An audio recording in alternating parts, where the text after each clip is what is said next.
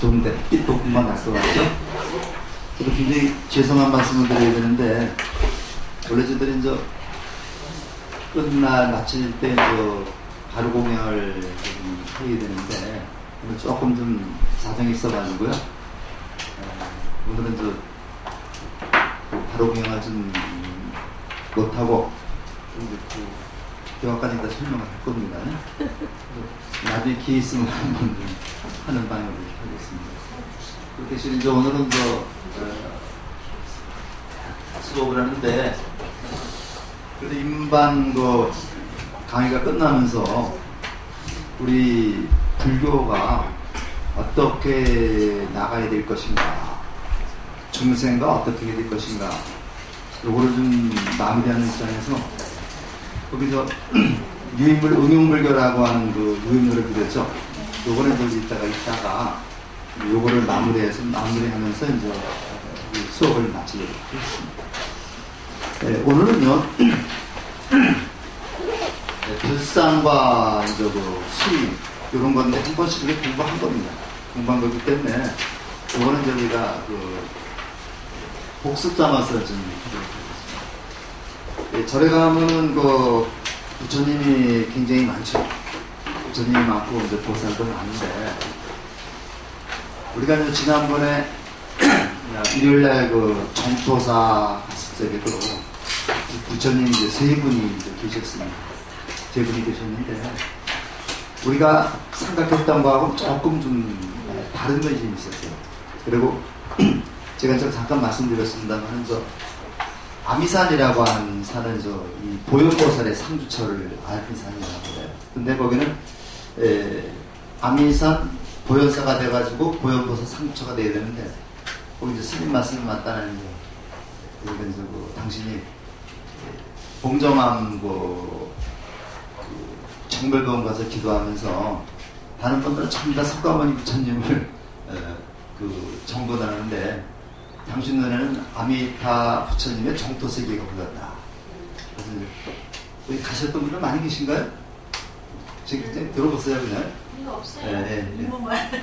이제 정토세계가 보였다. 그래서 은사 스님이 아미산 보현사라고 이름을 지으려고 그러는데, 당신이 정토사라는 이름을 지었다.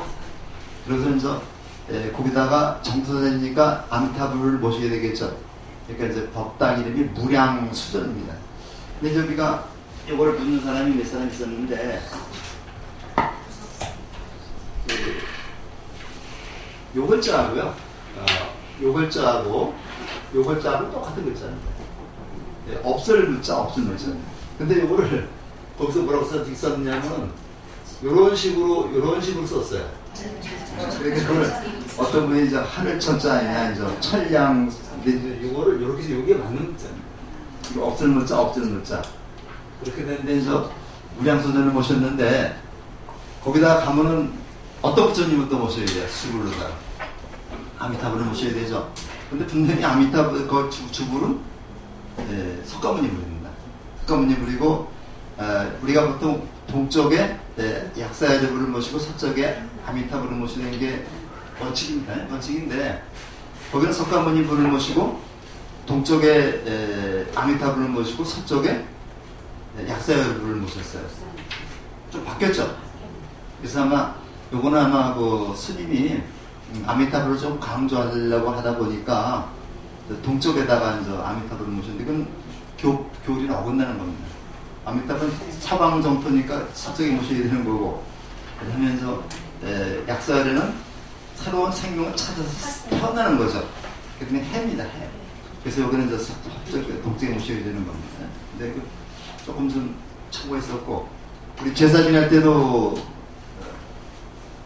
밤은 어떠나요? 밤은?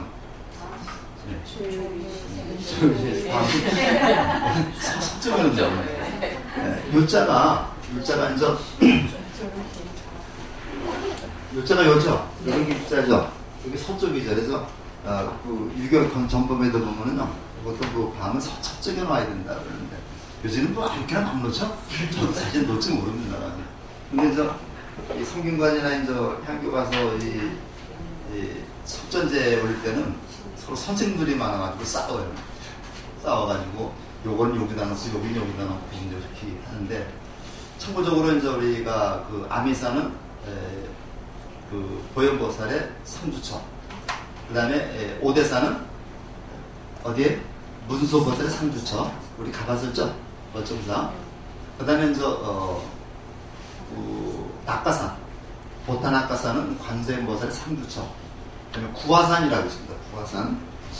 우리나라에서는 제가 구화산을 못 봤는데 중국의 구화산이라는 산이 있는데 여기는 이제 지장보살의 삼주처 해가지고 또 산마다 이제 그 보살님들의 삼주처가 또 있습니다. 먼저 우리가 중요한 건 아니지만 우리가 이제 뭐 교리와 그쪽에 놓고 보면은 여기가 오대산이다. 그럼 여기는 항상 문수보살의 삼주처다. 그러면 저 문수보살을 모신 문수사가 있겠다 이렇게 생각을 합니다. 그건 누가 정해요? 예? 스님들이 정하죠. 근데 원래 이제 원칙에서 벗어나서 있는데 그 절을 참고한 스님들이 하는 거죠. 우리 절도 여기는 사실은 대웅보전이라고 해야 되는데 우리 그 대원보전이라고 했죠? 대원보전? 여기 우리 절에요. 그건 이제 우리 스님이 이건 대원보전이라고 하지 않고 대원보전이라고 하는 의미가 또 있을 겁니다. 대원보전, 대원이 뭐예요? 큰 원이라는 얘기죠. 큰 원을 아마 좀 세우시고서 아마 이름을 이제 대원보전인 것 같습니다. 자, 그러면 이제 우리가 부처님과 보면서 어떤 모습을 하고 있고 어떤 역할을 하나. 이게 그래서 돌아다니면서 딱 그 불교대학 졸업하고 딱 갔을 때 요 부처님이 어떤 부처님이다 한번 딱 알아맞추면 기분이 굉장히 좋아요. 근데 요즘에 서비스 잘해가지고요. 거기다 전부 다가 명호를 이렇게 붙여놨죠. 붙여놓고 그 다음에 주련도 이렇게 한글로 풀어놨는데 아주 굉장히 좋은 현상입니다. 요즘에 새로 짓는 절은 그 법당, 그냥 법당 또는 큰 법당 이렇게 한글로 써놓고 주련도 한글로 써놨어요. 우리 봉선사라고 안양춘가요? 네. 봉선사 가면 거기 월은 스님 그 봉선사에서 오래 주석하셨던 분 운원 스님입니다. 운원 스님이 그 한글 대장경을 번역하는데 가장 공헌이 많았던 분이죠. 운원 스님이 한글 대장경 이거 하면서 한글화에 앞장섰기 때문에 봉선사에는 그 법당을 처음부터 큰 법당이라고 한글을 써놨어요. 나중에 보시면 알겠지만 이 운원스님의 그 파촌 형님 되는 분이 이광수, 춘원 이광수죠. 춘원 이광수가 아플 때 그 봉선사에서 있으면서 병상일기도 쓰고 그랬습니다. 그런 분들이 아주 우리 이 불교를 이끌어왔던 분들이죠. 그래서 저는 절에 가면은 법당 편액을 한글로 쓰거나 줄을 한 것을 굉장히 반갑습니다. 반갑고 더 반가운 거는 절에서 유치원을 운영하는 걸 볼 때 유치원 아주 굉장히 기분이 좋아요. 영월에 장흥 옆에 가면 보덕사라는 절이 있는데요. 조그만 절입니다. 조그만 절인데 거기는 해우사가 문화재, 해우사가 보물입니다. 근데 거기 조그만 절인데 거기 가면 유치원이 있어요. 유치원이 있어가지고 이제 3층 건물이니까 이렇게 같이 경내에 있는데 그 조용한 그 절에 어린이들이 뛰어다니면서 보는 거 참 좋죠. 이런 것이 필요한데 우리 절에서 이제 천진법당을 지금 운영하고 있습니다만 한 발짝 더 나가서 유치원 운영하는 거예요. 최고라고 생각합니다. 자, 그럼 요거를 좀 보시면서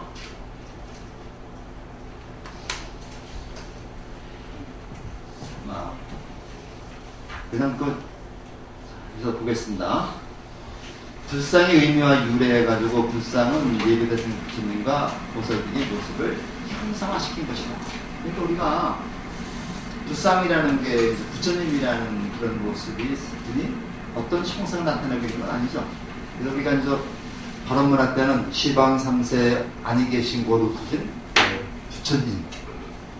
우리가 이제 그 시방 3세에 다 이제 부처님이 계시다는 건데 이 부처님 형상이 없는 겁니다. 왜? 법이라는 거니까. 가르침으로 존재하는 거죠. 그래서 형상이 없는데 요거를 형상이 없으면 중생들은 뭐래? 없는지 알죠? 그러니까 요거를 형상으로 이렇게 조성해서 중생들이 신심이 나도록 그렇게 도와주는 게 불상입니다. 불상인데, 여러분들 집에 본 혹시 부모님이나 할머니, 할아버지 돌아가신 분들 이렇게 영정사진 걸어놓은 경우 있죠? 이게 요거는 지금은 계시지 않지만 그 영정사진을 보게 되면 항상 부모님을 그리워하는 마음이 생기죠. 그래서 이제 제사 때는 그 사진 모셔놓고 이제 제사를 지내고 그런 의인 것이 이제 우리가 그 바로 불상이다. 그래서 이제 여기 했는데 대체적으로 언제 불상이 생겼다고 그랬어요? 기원 후 100년 정도. 그러니까 돌아가신 지가 기원전 500년 정도에 돌아가셨다고 치면요. 한 600년 정도는 불상이 없는 시대죠. 이때를 무불상 시대라고 해요. 무불상 시대다. 불상이 없었는데 제자들이 새록새록 부처님이 생각이 나는 거예요. 스승이 생각이 나니까 불상을 만들 생각은 못했고, 왜냐하면요, 동양의 문화는 이렇게 사람의 인물을 만들지 않습니다. 근데 서양의 문화는 그냥 사람을 그 당시 황제한테 다 적었거든요. 그래서 로마 그 역사 읽어보면요, 로마 시대 황제들은 그 생전에 다 자기 그 모습을 동전에다 새겨가지고 지금 전해지고 있습니다. 근데 동양에서는 이 모습을 새기는 거를 굉장히 그 불경하는 그 불경적인 생각을 했던 거예요. 그래서 공자님이나 부처님이나 이분들의 그림이 없습니다. 나중에 있는 그림들은 전부 다 후세에 상상해서 만든 것들이죠. 세종대왕 영정 없잖아요. 영정 없죠? 네. 요거는 영정은 잘못하면 어떤 화백이 조선 왕조 실력을 참고로 해서 이제 만든 겁니다. 그랬는데, 그래서 초기 예배는 보리수라든가, 보리수 그때 깨달았으니까, 또는 불족 쪽에서 요거는 지금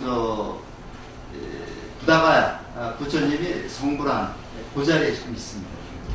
그 자리에 있었던 저기가 성수설라 가면 요거를 모습을 그대로 볼 수 있어요.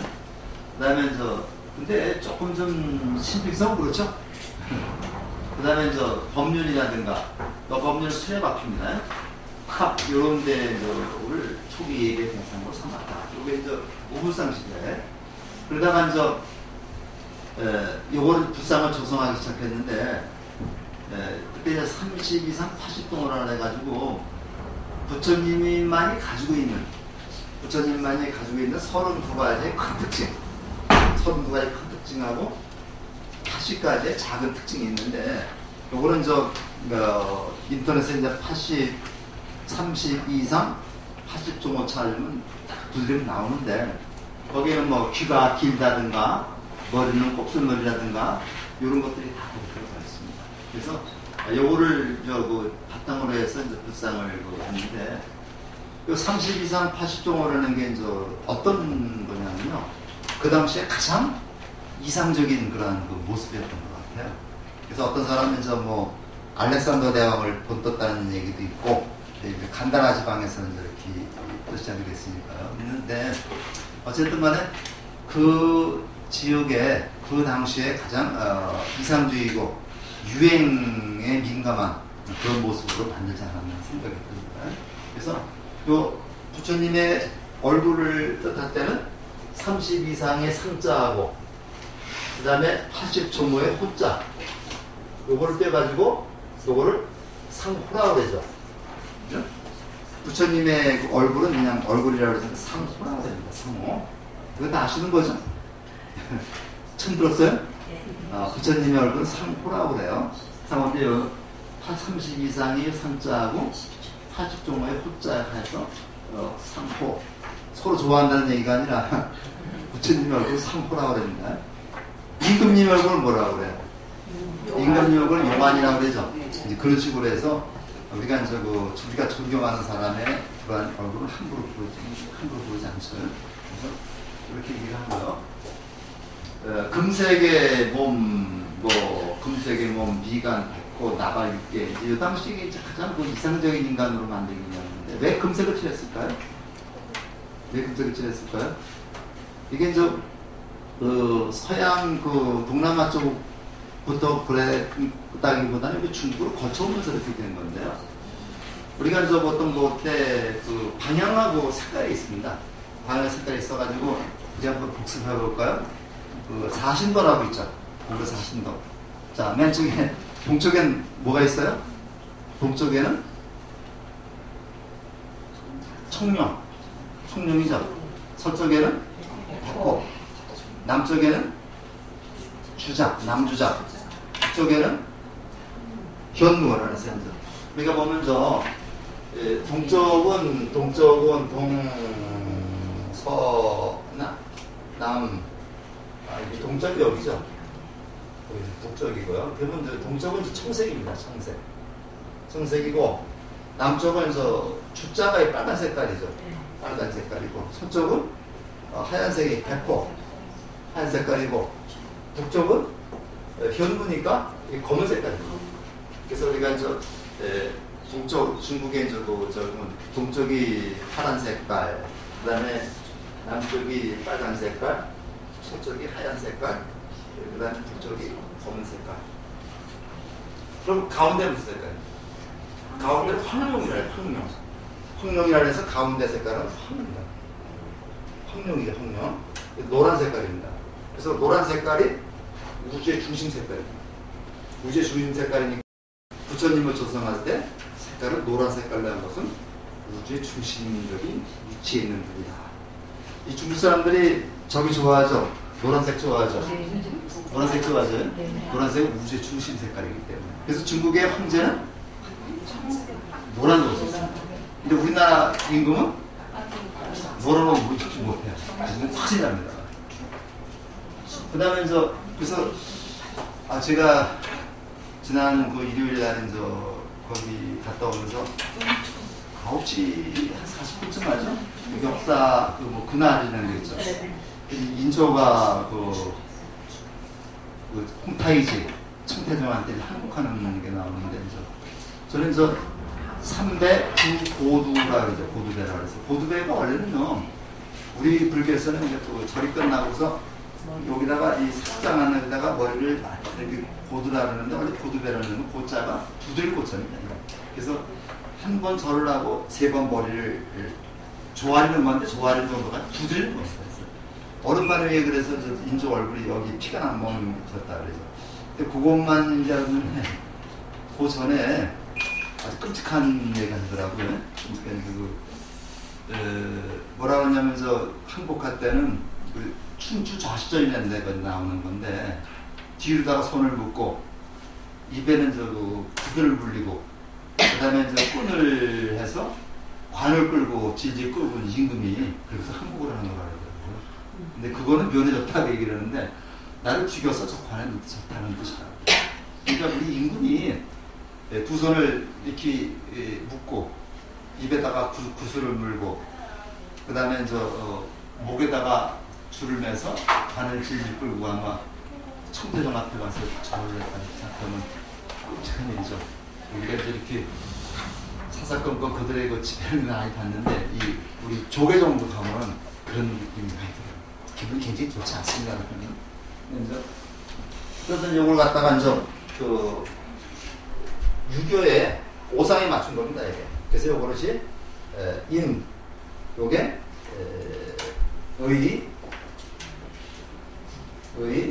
요게 예,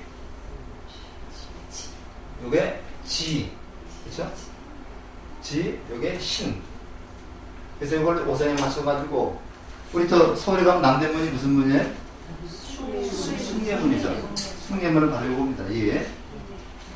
그 다음에 동대문은 우리가 흥인지문이라 그러는데 원래는 흥인문입니다. 흥인문인데 거기는 그 풍수지에 따라서 그 낙산이나 타락산이라고 그래. 타락산인데 낙산이 너무 나지막하기 때문에 그걸 보충하기 위해서 그 지자를 붙여놓습니다. 이거는 흥인문입니다. 이자가 들어가죠. 그 다음에 서쪽문은 직거문데 도의문. 의자가 들어가죠. 그 다음에 북쪽에는 숙정문인데 정자가 이 지자하고 똑같아 그렇잖아요. 그래서 가운데는 뭐가 있어요? 좀 보신각이 있죠.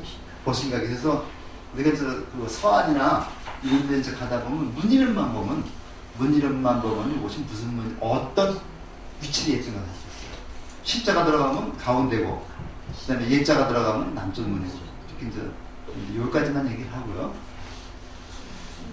그 다음에 근데 이 모습이 시대와 조금 달라요. 우리가 먼저 중국 불상하고 우리 불상하고 다릅니다. 왜냐하면 이 불교 문화라는 게요, 딱 들어오고 나면 그 지역의 문화하고 이게 조화를 이루어야 됩니다. 받아들이는 거죠. 그래서 내가 그 문화에 동화될 수도 있고 그 문화를 내가 받아들일 수도 있습니다. 우리나라는 보면 여러분 산신각이나 칠성각 같은 거는 우리 고유 문화를 우리가 받아들인 거죠. 이걸 받아들이지 않고 그 지역에 가면 그 문화를 파괴해버리는 게 서양 문화의 특색입니다. 그래서 우리가 이제 기독교나 이제 이슬람교 같은 데가 먼저 그 지역의 문화부터 다 없애버려요. 이건 왜 그러냐면요.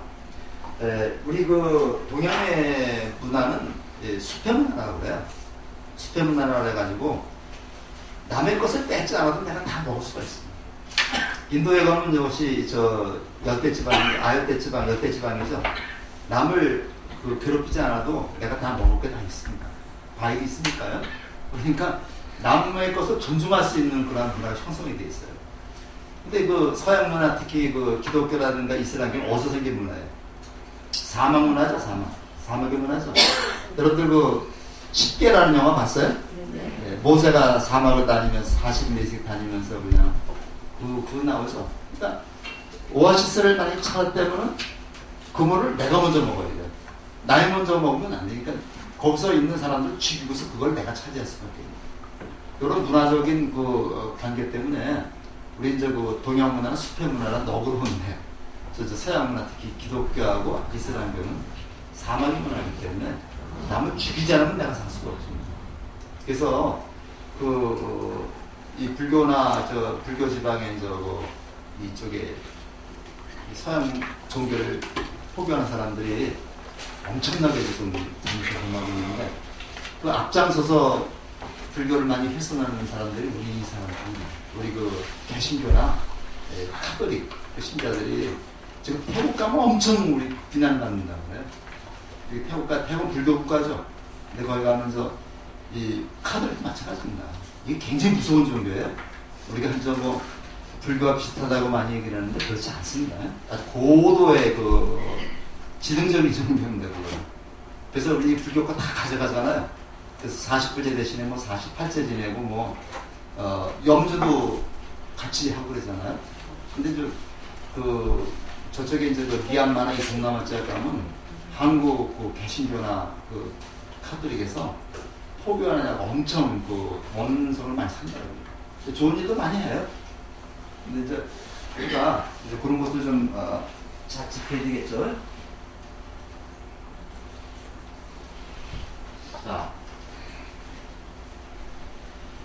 자, 불상을 좀 문제보겠습니다. 열애 부처님은 모습은 나발, 요 나발이 이제 꽃을 버리죠, 여기. 네. 근데 그 당시 아마 가장 이것이 이상적인 모습이었거든요. 여러분, 요렇게 양쪽에 어깨를 다 덮은 그러한 모습을 어떤 모습이라 해요? 이걸 통견의라고 해요. 통견의. 이거 이제 우리가 조금만 적어놓고 보겠습니다. 필성과 견자를 통견의입니다. 통견의. 양쪽에 이게 어깨 견자입니다. 이거 지가 잘못 쓴 건지 모르겠는데, 제가 통견의이고요. 우리 그 법당에 이렇게 통견들이 되어 있습니다. 이렇게 한번 좀 생각해 보시고, 그 다음에 보살상은 머리에 보관을 쓰고 있다. 보관을 쓰고, 여기 보관을 쓰고 있죠? 이거 보관을 쓴 분이 보살이고, 그 다음에 그 보관을 쓰지 않은 분은 부처님인데, 유일하게 이제 우리 그 지장보살은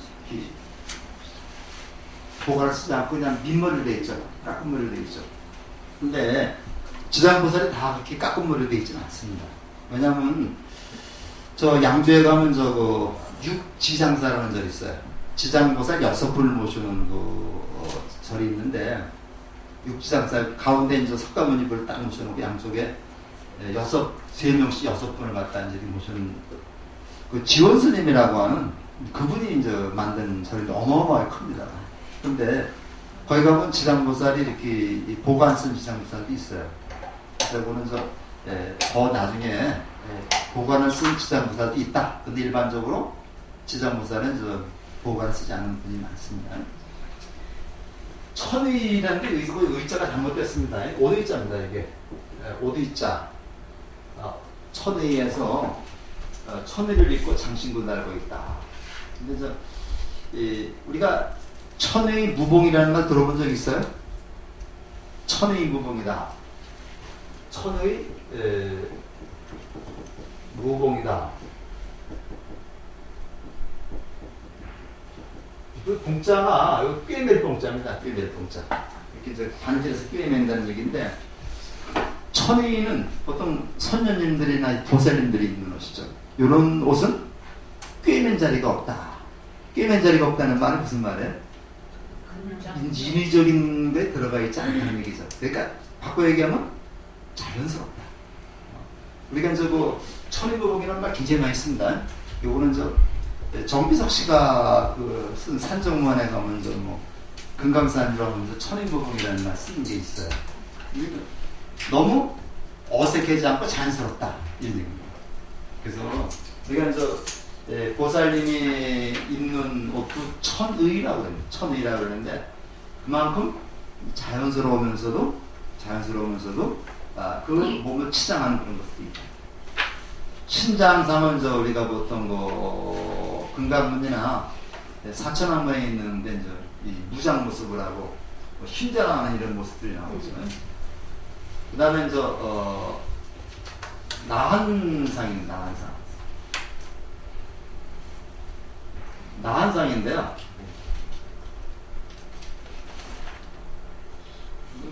오타가 많이 가네. 자, 나한상입니다. 이렇게 이제 나한상인데, 요거는 그냥 부처님의 제자들이기 때문에 그냥 이렇게 이런 수수한 모습으로 되어 있습니다. 그래서 우리가 500나한상을 많이 모시죠. 500나한상을 모시는데, 이 500나한상을 조금 이따 거저한 얘기 나면 그때 얘기를 하겠습니다. 그래서 우리가 보통 나한을 모신 데를 나한전 이렇게 얘기를 합니다. 우리나라 절에 가보면요, 꼭 나한전을 꼭 불러야 될 때가 몇 군데 있습니다. 자, 그 다음에 왜 절을 하는가? 그래서 어떻게 우스갯 소리로 절에 가면 절을 많이 해야 되기 때문에 절이라고 한다. 그런 얘기 있는데, 절이라는 게 바로 뭐예요? 자기를 갖추는 거죠. 그러니까 불교에서는 가장 중요한 게 자기를 낮추는 겁니다. 남을 높이는 방법은 두 가지가 있어요. 내가 직접 높이는 방법도 있지만 자기가 스스로 낮추면서 남을 높이는 부분도 있죠. 근데 가장 나쁜 게 뭐냐면 자기가 자기를 스스로 높이는 게 제일 나쁘죠. 그럼 진짜 내가 나를 높인다 해서 남들이 나를 물러봐요? 그렇지 않습니다. 내가 나를 스스로 높이면 남들은 나를 물어보지 않아요. 내가 남들을 높일 때 집에 할아버지 계시고 보통 아들이 있고 손자 있고 3대가 보통 많이 만날 수가 있죠. 3대가 있으면 이 아들이 중간에 잘해요. 중간이 아버지 어머니한테 진짜 잘해야 돼요. 잘해야죠. 그대로 보고 배워요. 그대로 보고 배우는데 자기가 아버지 어머니한테 효도를 하지 않으면서 자기 아들이 자기에게 효도하기를 바라는 거는 이거는 말씀 안 되죠. 그러니까 내가 부모한테 효도를 열심히 하면 그대로 따라서 배웁니다. 효도 하라고 그러지 않아서 따라서 배워요. 그래서 저들이 이렇게 모이면은 저들이 모여서 이렇게 얘기를 하고 그러면은 가장 좋은 거는 스님이나 이 포교사나 이런 분들이 스스로 절에 와서 수행을 하면서 이렇게 그런 모습을 보일 때, 다스릴 때 따라오는 거죠. 따라오는데, 암만 따라와라, 나를 따르라, 이거 깃발 들어서 안 됩니다.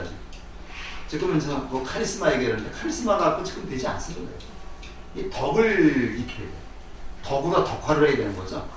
그래서 우리가 이제 그 손자병법에도 보면 용장이 있고 지장이 있고 덕장이 있다.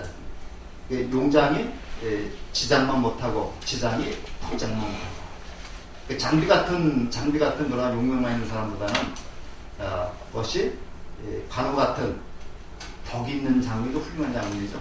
우리가 이제 앞으로 계속 그렇습니다. 그러는 게 이제 덕으로다가 이제 세상을 베풀 때 그분들이 이제 다른 사람을 존경하는 거다.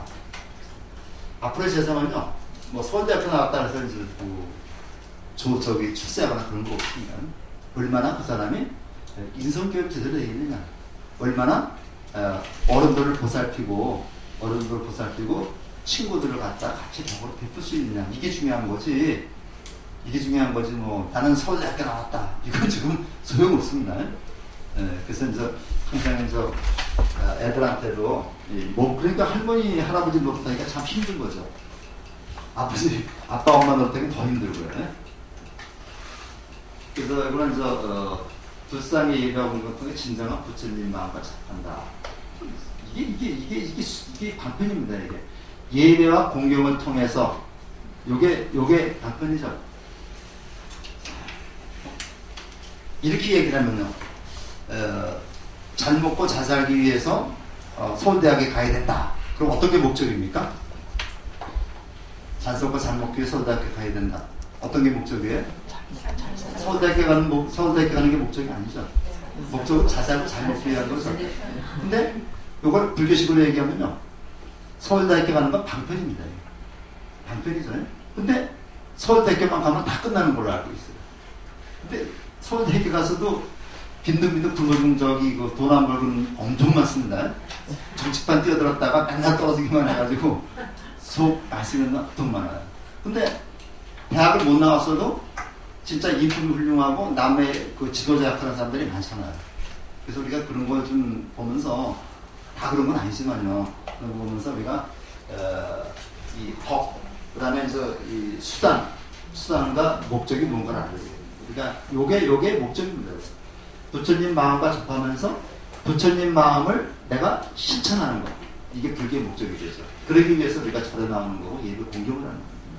이게 무조건 와서 그냥 절에 와서 또 절하면서 복전하면 뭐 돈 넣는 것도 방편입니다. 이거 방편인지 그게 다 목적이 아니라는 거죠.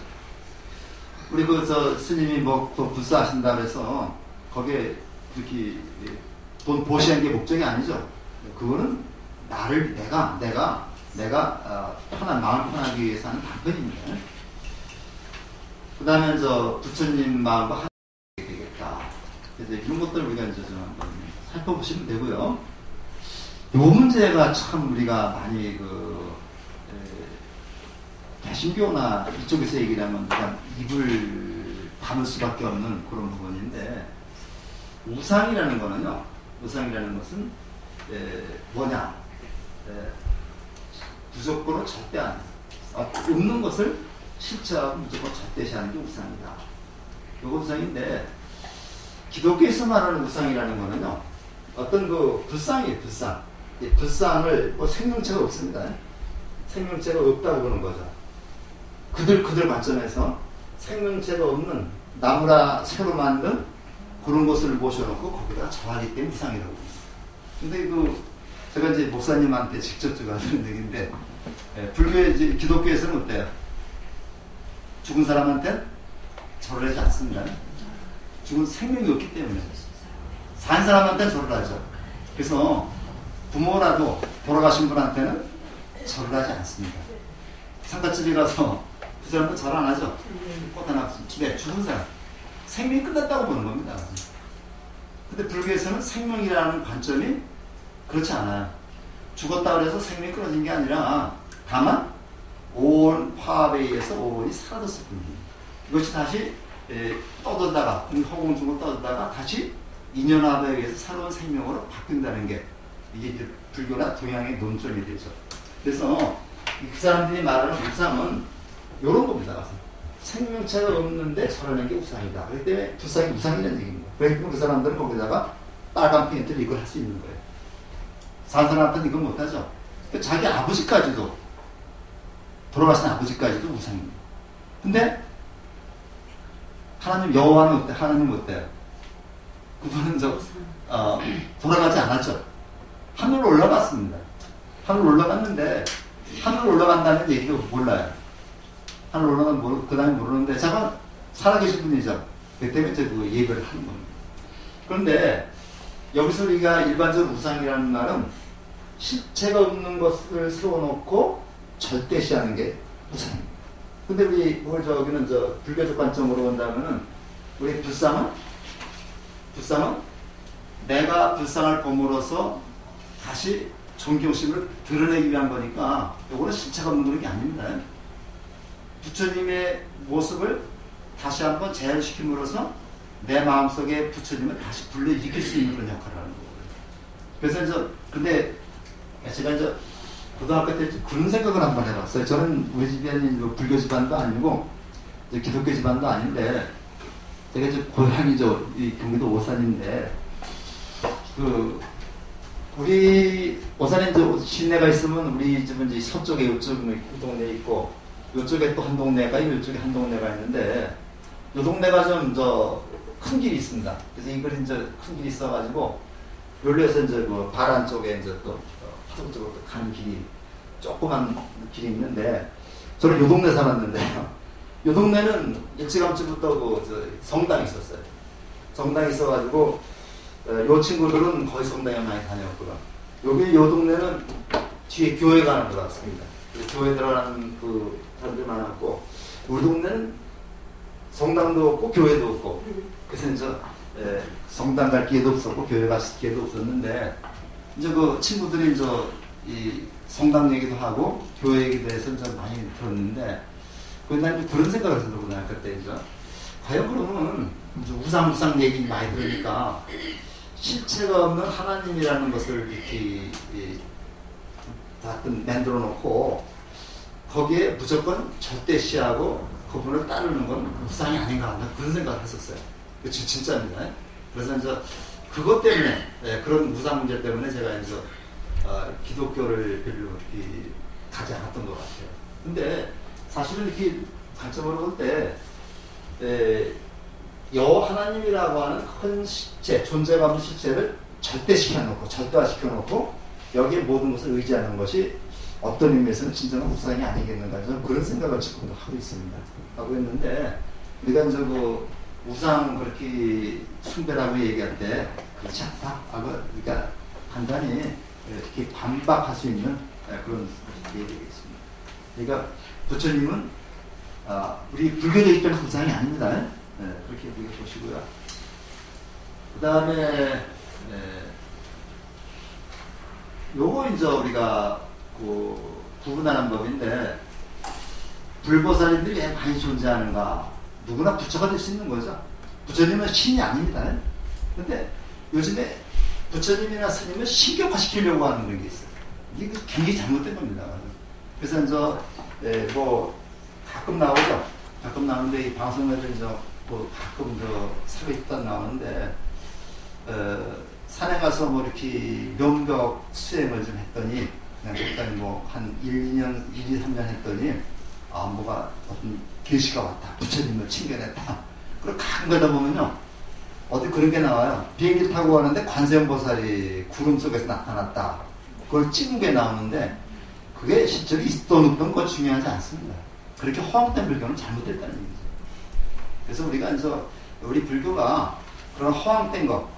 근데 구름 속에 관세음이 나와서 뭐 할 거예요? 지금 우리하고 상관없죠. 그래서 그런 허황된 것을 가지고 할 게 아니라 지금 우리 시점에서 우리가 사는 이 세계에서 불교가 왜 필요한가? 우리 불자들이 어떻게 행동해야 될 것인가? 그거를 우리가 관심을 갖는 게 응용불교라고 합니다. 그래서 여기는 누구나 믿고 깨달은 부처가 될 수 있다. 이런 부처이 다양한데 우리 법화경이라는 경전에 보면요. 우리 누구나 다 부처님이라고 하는 그런 얘기가 나옵니다. 그래서 요거를 이제 대학관에 가서 우리가 왜 부처인가를 또 공부를 하게 되겠습니다. 그래서 그렇게 요건 대학관을 이겨놓고요. 대체적으로 그 현판 또는 편액이라고 그러는데 대웅전 하면 저 석가모니를 반지키 그거 다 아시는 거죠. 손명에 따라서 구분한다. 삼존불의 경우를 이렇게 해서 불보살을 구분하면 첫째 법당에 갈 때 현판 편액을 보고서 대웅전이면 석가모니를, 무량수전이면 아미타불, 그 다음에 대적광전이면 비로자나불 이렇게 생각합니다. 근데 꼭 일치하진 않습니다. 이게 원래 원칙입니다. 손모양 수인에 따라서 구분하는데 손모양 조금 나왔습니다. 네, 삼존불 석가모니 부처님이 본존불이면 양쪽에 아미타불과 약사열애불, 비로자나불이 가운데면은 노사나불과 석가모니불 이런 식으로. 네. 그러니까 뭐가 나오냐면요. 비로자나불은 석가모니보다 더 높은 부처님이다. 이제 이렇게 얘기하면 또 안 되죠. 다만 위치만 다 다를 뿐 한 부처님이. 다 석가모니 부처님 한 부처님이죠. 여러분들 나도 한번 잘 생각해 보면요. 내 이름이 하나가 있는 건 아니죠. 아버지 입장에서는 딸이고, 동생 입장에서는 누나고, 또 그 다음에 남편 입장에서는 아내고, 그 다음에 아들 입장에서는 엄마고, 여러 가지 이름이 있죠. 마찬가지로 석가모니 부처님도 중생이 어떤 관점에서 보느냐에 따라서 이름이 수없이 많은 겁니다. 그렇게 생각하시면 되죠. 자, 그래서 여러분 지금부터 간단하게만 봅니다. 우리나라 사찰의 거의 한 90%는 아마 대웅전이 가장 큰 법당입니다. 그래서 이렇게 요건 먼저 우리가 봤었죠. 전하고 각하고 차이점. 그다음에 법화경에 보면 석가모니 부처님을 대웅이라, 대웅, 큰 영웅이다. 대웅이라서 요걸 석가모니 부처님 모신데 대웅전이라고 합니다. 공자님은 대성이라고 해요. 우리가 공자님을 보면 대성, 지성, 문선왕이라고 하거든요. 그래서 대성이라는 것이 공자님의 별명이 되기 때문에 공자님 모시는 게 대성전이라고 해요. 현경은 대성전이 있죠. 그 다음에 본전물이 석가모니 부처님이고, 수인이 선정인, 항마적지, 여원인, 시무인, 천지인 나오는데, 이게 지금 근본 5인이라고 그러거든요. 석가모니 부처님의 근본 5인이라고 그러는데, 여기 요 밑에를 좀 보겠습니다. 밑에를 보면요. 선정인 이렇게 되어 있습니다. 가장 기본적인 형태죠. 그 다음에 항마촉진인. 여기 항마촉진인데, 여기 제일 많습니다. 많은데, 여기 부처님 선정인을 하고 있다가, 마왕 파순이 와서 계속 공격을 하니까, 왼손을 풀어가지고, 오른손인가요? 오른손을 풀어가지고 요 손가락으로 땅을 가리켜서 지신을 불러내는 모습입니다. 이건 바로 깨달은 정각의 모습이에요. 깨달을 때의 모습이 바로 항마촉진이기 때문에 제일 많습니다. 그래서 이 상태에서 요걸 가리키는 게 바로 항마촉진인데, 글자 그대로 마왕을 항복받기 위해서 땅으로 손가락을 짚는다는 얘기입니다. 여기 항마촉진이고요. 그 다음에 제일 많습니다. 그 다음에 전법륜이라는 게 있어요.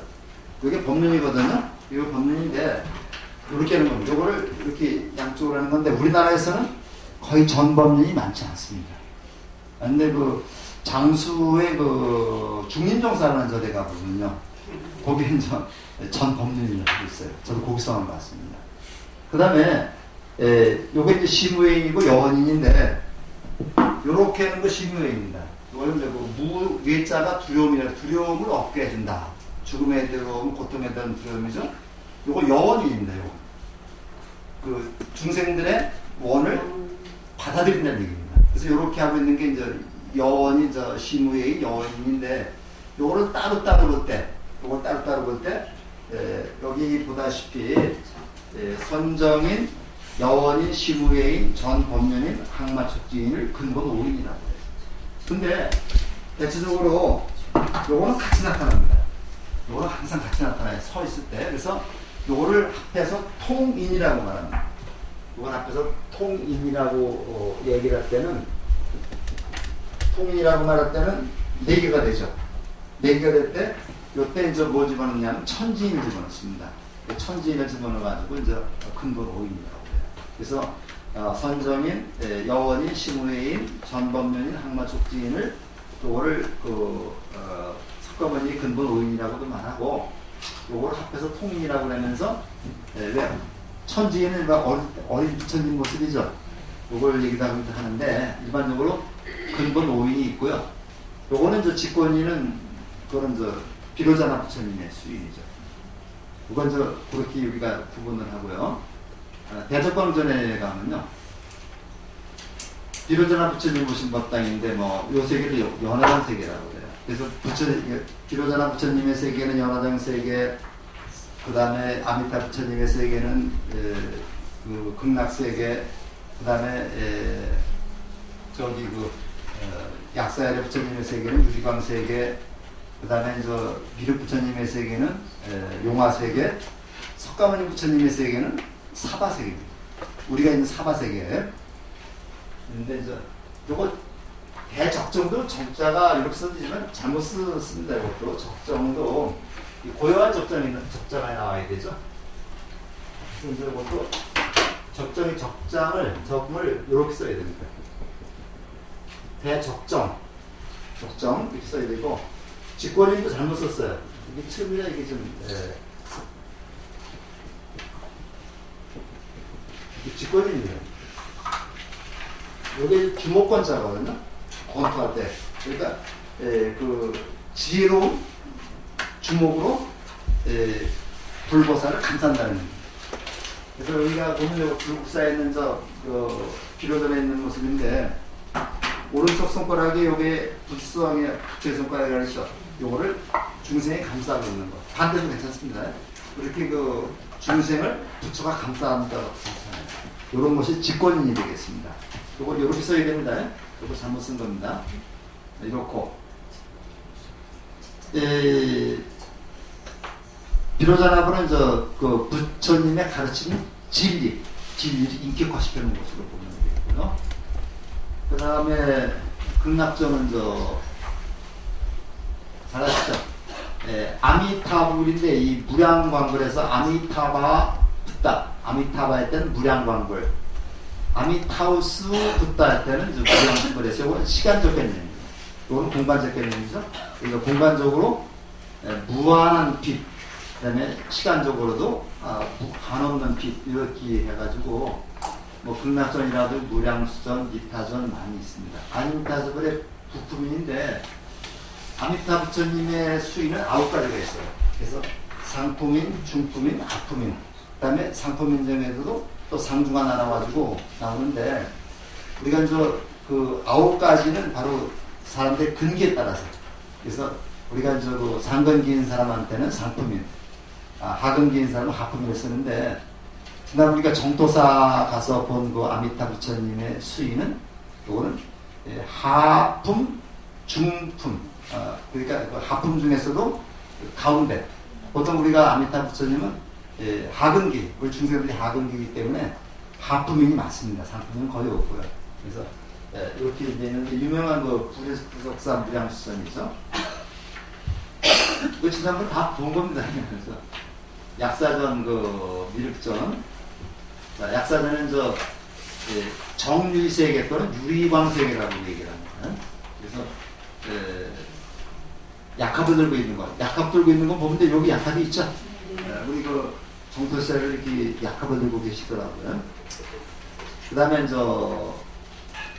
미륵전에서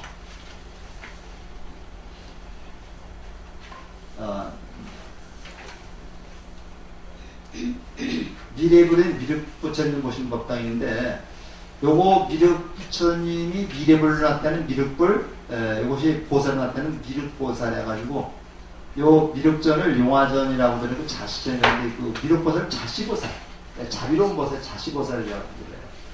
금산사에 가면 미륵전이 3층으로 되어 있습니다. 3층으로 1층에는 편하게 자시보전이에요. 자시보전. 2층에는 용화지에, 3층에는 미륵전이라고 되어 있습니다. 그래서 우리가 같은 말이라는 걸 좀 알아두시고요. 그 다음에 우리나라에서는 그 미륵보살의 그 주불로 모신 그 절로 대표적인 데가 금산사하고 송생은 법수사 있죠. 법수사는 미륵대불이 있습니다.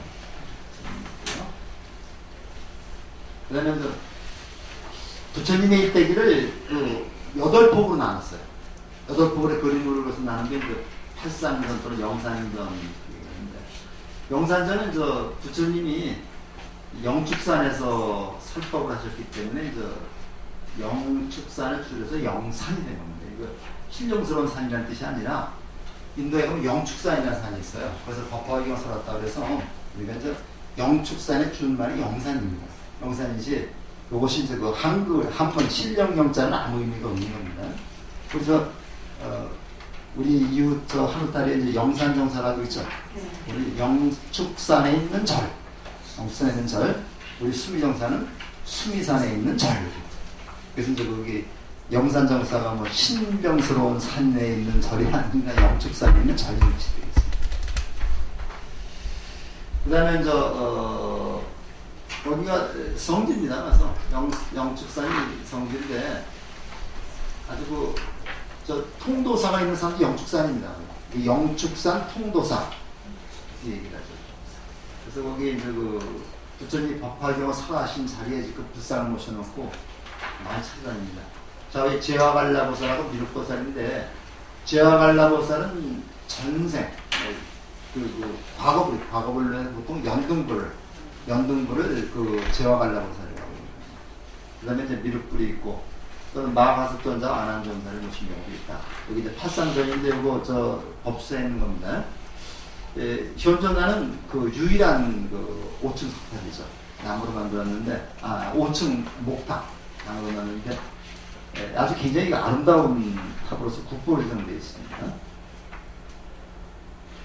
그 다음에 정멸법은 잘 아시죠? 이게 우리가 양산 통도사, 오대산 상원사, 사세산 법봉사, 태백산 정암사, 설악산 봉정암 5군데가 5대 정멸법문입니다. 성지순례할 때 1등으로 가는 거예요. 여기죠. 근데 사자산 법봉사하고 태백산 정암사는 영원에 다 있어요. 하루에 2개 다 볼 수 있습니다. 여기 하루에 2개 다 볼 수 있고 여기는 가서 하룻밤 주무시고 오는 게 좋고요. 그 다음에 여기는 우리 지난번에 상원사에서 1시간 정도 더 올라가야 됩니다. 그 다음에 통도사는 그냥 양산 가면은 금방 볼 수 있고요. 그래서 통도사하고 정암사, 봉정암은 진신사리를 모신 위치가 정확히 있습니다. 정확히 있어서 통도사에는 탑에 있고, 그 다음에 정암사는 수만호 탑이라고 해가지고 한 10분 정도 걸어 올라가면 수만호 탑이라고 하는 게 거기에 진신사리 모셔놓고 있고, 봉정암은 이겁니다. 가서 여기에 모셔놓고 있어서 알 수 있는데 상원사 정멸교궁하고 법풍사 정멸교궁은 정확한 위치를 알 수 없어요. 그래서 그냥 정멸교궁 뒤에 무덤 같은 언덕이 있습니다.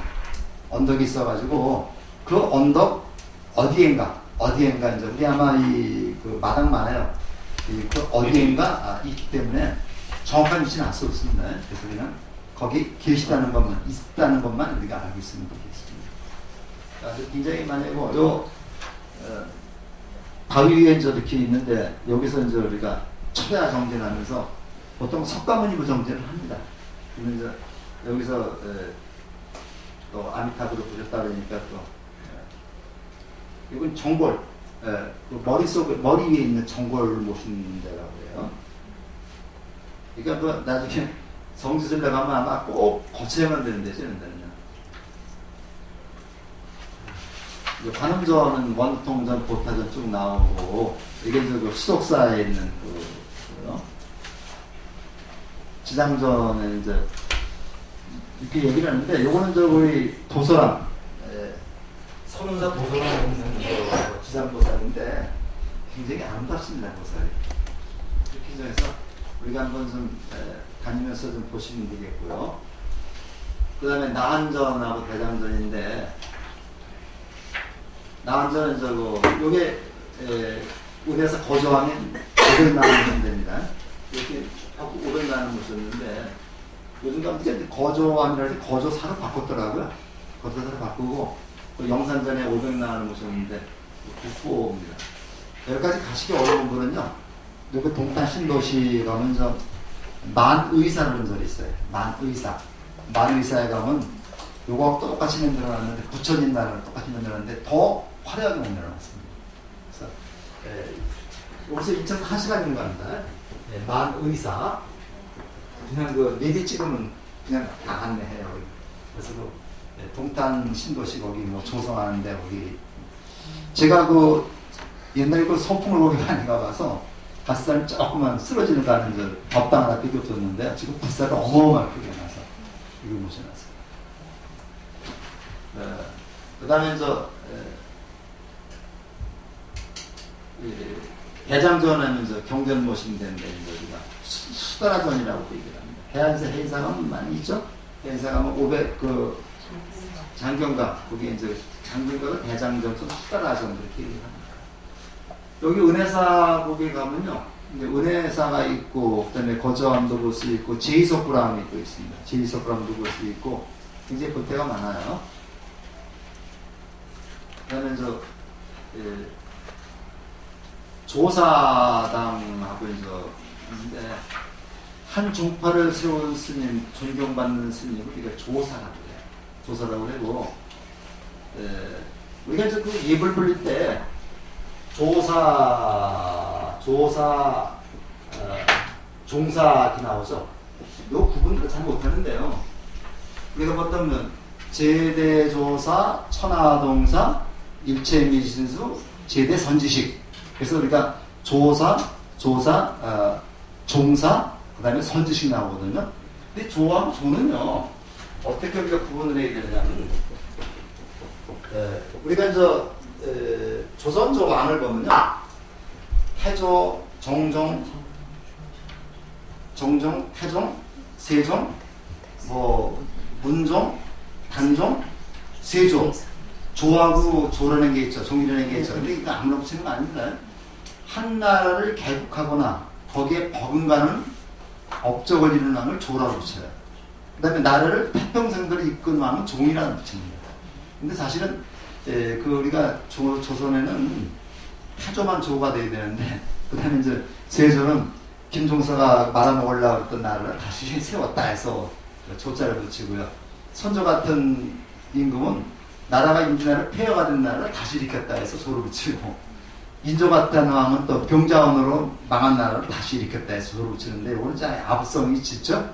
그래서 종교의 불교에서도 새로운 종파를, 한 종파를 세우거나 세운 그런 큰 스님을 조사.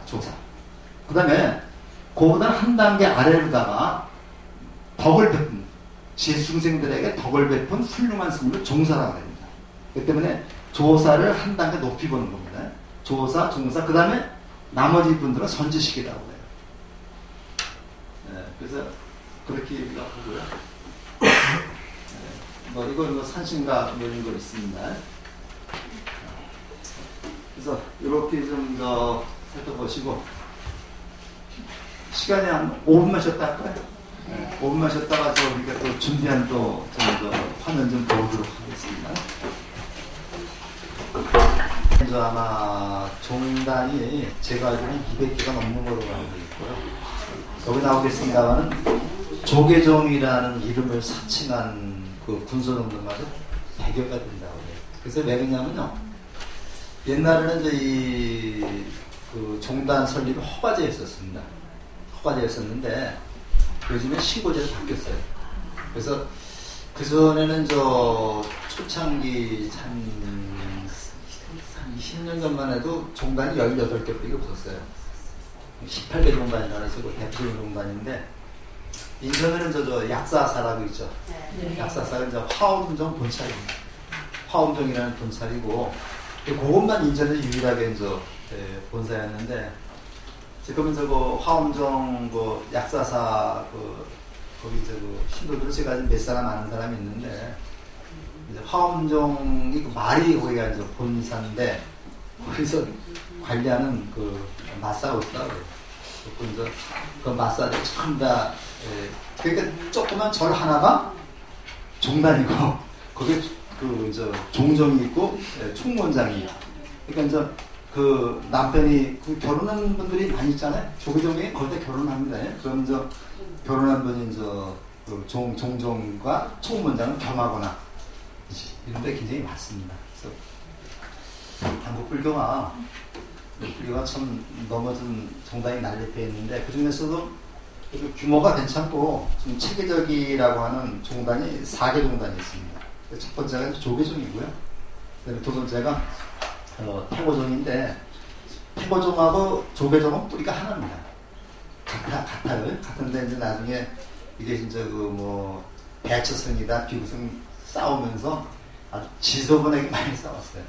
지저분하게 많이 싸워가지고 이제 좀 정식면척은 이제 대한불교 조계종, 한국불교 태고종입니다. 근데 한국불교 조계종하면 이건 정통 조계종이 아닙니다. 그래서 우리가 그거 조심하셔야 되는 거고, 세 번째 종단이 이제 천태종입니다. 천태종은 요거는 옛날에 천태 지자대사가 창종한 종단이고, 고려시대 때는 이제 의천 대가국사가 이제 천태종 스님이었다가, 요게 이제 조금 지나면서 조계종하고 천태종이 합쳐지거든요. 그래서 조계종으로 출발했고, 천태종이 맥이 끊겼는데, 상원 스님이라고 하는 분이 있어요. 상원 스님이라는 분이 이분이 청담 스님, 제가 알기로 청담 스님하고 거의 비슷한 연배인데, 정통 조계종에서 밀려난 분입니다. 그러니까 이분이 바뀌면 천태종을 창종하고, 자기가 이제 중국의 천태 지자대사, 그 다음에 대가국사 의천, 요거를 계승했다고 하는 그런 분인데, 실제로 그 천태종하고는 거의 관련이 없습니다. 근데 여기가 무섭게 성장을 하고 있어요. 그래서 단양에 구린사라는 절이 있죠. 구린사를 모처리 해가지고 각 지역마다 근본사찰을 만들어놨어요. 인천에는 황룡사가 있습니다. 이게 이제 천태종이고, 그건 기독교식으로 이제 이렇게 전파를 이렇게 포도를 하고 있습니다. 그래서 무섭게 지금 성장하고 있는 거고, 거기서 이제 금강대학교라고 하는 대학교도 운영을 합니다. 조계종에서는 동국대학교하고 승가대학교가 두 운영하고 있고, 천태종에서는 금강대학교를 운영하고 있습니다. 네 번째가 이제 진각종이라 해서요. 요거는 밀교, 그거는 부처님 모시지 않습니다. 온만이 반매옴이라고 하는 주문을 모시면서 굉장히 열심히, 거기는 이제 스님이 없어요.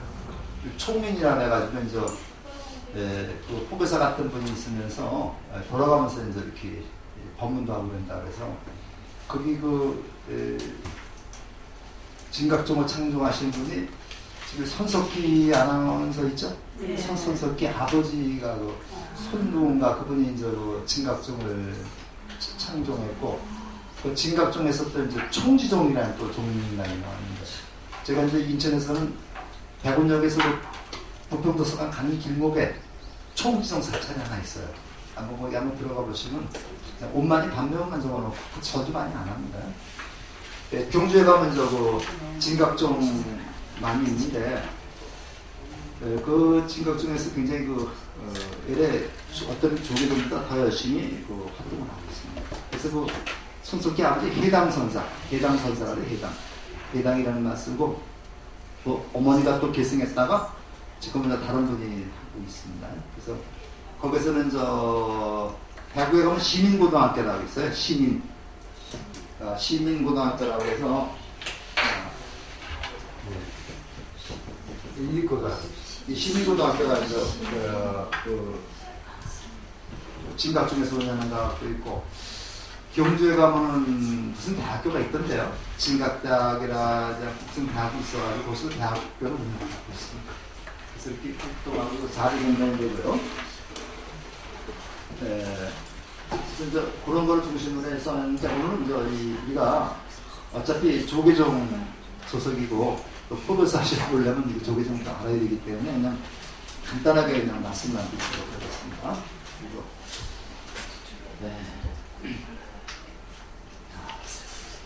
요거 조금만 하겠습니다. 요게 조계종의 이게 마크, 조계종 표시이고 큰 원이 있죠. 힘없을 때 이렇게 작은 불법승 삼보를 갖다 감싸고 있는 거예요. 그게 결국에 뭐라 보냐면 화합이죠. 그리고 불교라는 큰 털 안에 불법승 삼보가 화합하는 그런 모습이다. 그래서 우리 여기 깃발 달아놨죠. 이게 조계종 깃발입니다. 그 다음에 이제 우리 불교기라 해가지고 오색으로 된 거 있죠. 오색 그거는 저 세계적으로 공통된 그런 불교기고, 요거는 우리 조계종만의 불교기가 돼서 지금은 요런 건 안 써요. 요렇게 쓰는 거예요, 요거? 요 만자인데 요거 불교에서 안 씁니다. 왜? 그 만신집에서 나왔어요. 만신을 쓰기 때문에 지금 불교에서 이게 잘 안 씁니다. 옛날 그 검을 보면 저 이게 되는 것도 있는데 일반적으로 이제 이렇게 입고 쓰고 있습니다. 자, 그래서 이게 여기서 신의 혁신운동, 여기 조석이 포교원에서 강조하는 거죠. 중심으로 해서 보도록 하겠습니다. 조계종의 특징, 그냥 쭉 한번 보시면 되죠. 예, 계승했다. 그 뭐 신도 372년에 이제 우리 그 불교가 들어왔는데, 그때부터 우리가 이제 그 한국 불교사가 되면서 그 한국 불교의 역사가 바로 조계종의 역사다 이렇게 생각하면 되겠고요. 그래서 조계종은요, 교종이 있고 선종이 있는데요. 이거 굳이 나눌 필요는 없는 거지만은 이건 부처님의 가르침입니다. 가르침이고, 이거는 부처님의 마음이죠, 마음. 그래서 오늘 이제 우리가 그 교는 부처님의 가르침, 말씀이고, 그 다음에 선종은 부처님의 가르침, 마음이라고 그래요. 그러니까 마음에서 마음으로 전하는 게 선종이죠. 근데 우리 조계종은 요거를 중심으로 하면서 요거를 받아들인 겁니다. 그래서 우리가 교종과 선종을 같이 아우르는데 항상 중심은 선종입니다. 요거는 세계 유일의 종단이라고 하는 거죠. 그러니까 일반의 조동종이나 중국의 다른 종하고는 다릅니다. 그래서 우리나라 조계종은 세계적으로 유일하게 선종을 못 들어가면서 교종을 같이 받아들여서 이루어진 종단이다. 그래서 우리가 이제 진우스님의 정의 쌍수라는 게 있죠. 정의 쌍수라는 게 나오는데, 이 정의 쌍수 뭐 이렇게 나와요. 정의 해자입니다. 정은 요거는 저 선종이죠. 참선입니다. 해는 요거는 교종입니다. 정과 해를 같이 담는다. 성과 해를 같이 담는다. 이것이 이제 우리가 보통 우리 한국 불교 조계종 특징이고, 요거를 그런 운동을 정의 결사 운동이라고 그래요. 진우스님이 이걸 갖다가 많이 했죠. 정의 결사 운동이라고 얘기하는데, 이런 것도 이제 우리가 대학 가서 이제 한국 불교사를 공부하면서 이제 정식으로 또 하게 되겠습니다. 자, 유사 이게 조계종이 좀 활동하는 부담단이 개개배다. 그러니까 대한불교 조계종만 우리 정통 조계종입니다. 그러니까 한국 불교 조계종, 이거 조계종 아닙니다. 그다음에 한국 선불교 조계종이라는 것도 있고 그래요. 자, 그래서 우리가 요 유사정단이 조계종 이름만 들어간 유사정단이 한 100여가 되는데, 요 사람들이 따로 또 단체를 만들었어요. 단체를 만들어가지고 했는데, 대체적으로 요런 저들은 그냥 그 조그만 절 하나가 종단이고 거기서 종정 총무장이 다 있습니다. 인천에도 종정 있는 절이 있어요. 그래서 우리가 저기 첫발날 우리 예술회관 마당에 가면 이상한 옷 입고 머리에 모자 쓰고 오시는 분 종종들입니다. 근데 이제 법문하실 때 그분들은 또 자기 종종 배우 안 해준다고 삐져서 가시기도 하고 그래요. 근데 이제 우리 총연합회에서 그분들한테 법문 몇 개 쓰는 거잖아요. 이제 우리는 대한불교 소속의 무슨 교구? 2교구입니다. 교구가 25교구까지 있어요. 근데 2교구 용주사, 말사, 순정사입니다. 그래서 우리가 이제 보면요, 본사가 있고 본사 밑에 말사가 있어요. 말사가 있어가지고 우리나라 이제 쪽에는 25개 본사가 있습니다. 25개에서 본사가 있고 이 본사마다 말사가 있는데 뭐 좀 큰 절 같으면 한 200개의 말사도 있고 그렇습니다. 그래서 우리는 저 용주사, 제2교구 용주사의 말사가 되겠습니다. 인천에는 저 본사가 없습니다. 다음에 저 조계종의 유래인데 이제 육조해능 스님이 주석하는 소주에 조계산이 있다. 이 조계산이 있는데요. 이게 그 조계산의 조시모에서 계렸는데 역시 육조해능 스님이 수행했던 산 이름이 조계산이다. 그래서 그 조계산의 이름을 우리가 갖다가 조계종이라는 거예요. 그래서 이게 저도 이제 그런 의미 조금 좀 그렇죠? 그래서 그 우리나라에서는요, 육조해능 스님은 어떤 의미를 부처님보다 더 높이 평가해요. 그러니까 스님들이 제일 존경하는 분 딱 따지면 저 육조해능 스님 얘기하는 분들이 많더라고요. 그래서 제가 공부를 받던 무진상 스님도 당신이 가장 좋아하는 존경하는 분이 석가모니 부처님하고 육조해능 대사예요. 근데 석가모니 부처님은 이제 예의상을 하는 것 같고, 그래서 육조해능의 그 어록을 단경이라 경자를 붙였죠. 우리나라는 경자 붙였는데 경자를 붙이는 게 뭐예요? 이건 부처님 말씀을 경이라고 해요. 근데 여기는 육조 스님의 말씀은 단경이라고 해요. 단경이라고 해가지고 육조 스님의 말씀은 육조 스님 부처님처럼 이렇게 받든다는 거예요. 우리가 이제 보면요, 조계종에 보면은 달마대사가 서쪽에서 왔죠? 우리나라에서 28대입니다. 와가지고 단마대사가 중국 불교의 초조가 되고, 그 다음에 해가선사, 그 다음에 승찬대사, 그 다음에 도신, 그 다음에 홍인이 오조죠. 홍인 다음에 이제 육조가 나오는데, 그 다음부터 의발을 전한다라지 않았어요. 그래서 제가 인터넷에 한번 만들어봤습니다. 만들어봤는데, 이게 보이지 않겠지만, 여기가 이제 석가모니 부처님이고, 그 석가모니 부처님의 법을 전수받은 사람이 가석, 초조라고 해요. 그렇죠? 이걸 전수받은 사람이 안한. 그래가지고 이렇게 빙글빙글 돌아서 28대로 오신 분이 달마대사입니다. 여기서부터 빙글빙글 돌아가지고, 거꾸로. 여기가 28대고, 여기 빙글빙글 돌아가지고, 우리나라에서 태국 고승명이 57대. 50대 와서 쭉 빙글빙글 돌아가지고, 여기 종종 스님이 지금 진제 법원 스님이죠.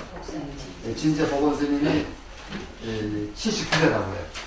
근데 이게 이제 선종에서 하는 건데, 여기서도 막 갈라집니다. 막 갈라져가지고, 나는 무게 80대, 이렇게 얘기하는데, 그냥 그렇게 참고만 하시고. 제가 한번. 예? 근데 이거 필요 없어요. 골치 아프고요. 제가 필요할 것 같으면 제가 드리죠. 근데 이거 필요 없고요. 족보죠, 족보. 족보인데 이제 그래서 우리나라 어떤 분은요, 우리나라 불교를 비아냥거려서 우리나라 불교는 불교가 아니라 조교다. 조교다. 조사들의 가치에서 조교라고 비아냥거리는 사람도 있습니다. 그래서 우리나라 사람들은요, 사실 원효 같은 분은 대단한 분이거든요.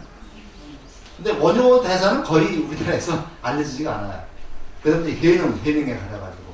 그래서 중국의 해능, 그 다음에 마조, 그 다음에 의연 스님. 가장 중요한 분인데, 해능, 마조 스님, 의연 스님. 인제 의연 스님이죠. 그래서 의연 스님은 또 우리 할아버지보다 더 받들고 있습니다. 그래서 이제 그런 분이, 근데 우리 원효 스님을 이렇게 또 받든다는 얘기 별로 못 들어봐요. 원효 스님 오히려 일본이나 미국에서 있는 거예요. 마찬가지죠. 우리 유학자도요, 태계 이황은 대단한 분이고, 일본에서는 태계 이황을 이자라고 해요. 이 자자는요, 그건 선생님이라는 뜻이거든요. 아직 덕이 높으신 선생님을 잘하고 그래, 이름 부르지 않고. 그래서 그러니까 이제 공자, 맹자, 이처럼 이자라고 읽어서 그러는데 우리는 기특이라고 하잖아요. 그러면 또 누굴 또 이렇게 또 할아버지처럼 모셔요? 주자. 주자를 할아버지처럼 모시잖아요. 공자가 더 많이 받더라. 이게 이제 우리나라 사람들의 그런 건 봐요. 그래서 그런 거 보면 조금 좀 씁쓸한 느낌은 듭니다. 쌍계사에 가면요. 쌍계사가 굉장히 큰 절이죠. 하동 쌍계사에 가면서 금당이라고 하는 그 정각이 있습니다. 이렇게 가다가 오른쪽으로 가면 대웅전이 있고 왼쪽 계단에 몇 개는 금당이라는 절이 있는데 금당에 가면 이제 육조 정상탑이라는 데가 있어요. 거기 이제 법당에 들어가면 탑이 하나 있는데 그 탑에 어떤 탑이냐? 육조 정상탑이라는 육조 스님의 머리를 훔쳐다가 여기다 모신 탑이라 해서 육조 정상탑이라는 탑이 있는데 거기다가 손을 쏙 집어넣었다가 떼기도 하고 그러더라고요. 근데 이제 실제 쌍계사 가시면은 거기 법당 안에 가보면 육조 스님이 머리를 우리가 훔쳐왔다. 그 말 무슨 얘기야? 육조 스님의 가르침의 핵심이 우리나라에 있다. 우리가 이어받는다는 얘기죠. 그래서 그런 거 보면 조금 좀 그렇습니다만. 자, 그래서 요거 아까 나왔죠? 소리담의 생찬 도신 호면에서 좀 나오고 이렇게 하면서 조사선이 됐고, 요거를 바탕으로 해서 구산선문이 나오게 됩니다. 그 다음에 전체를 조계정이라고 불렸다.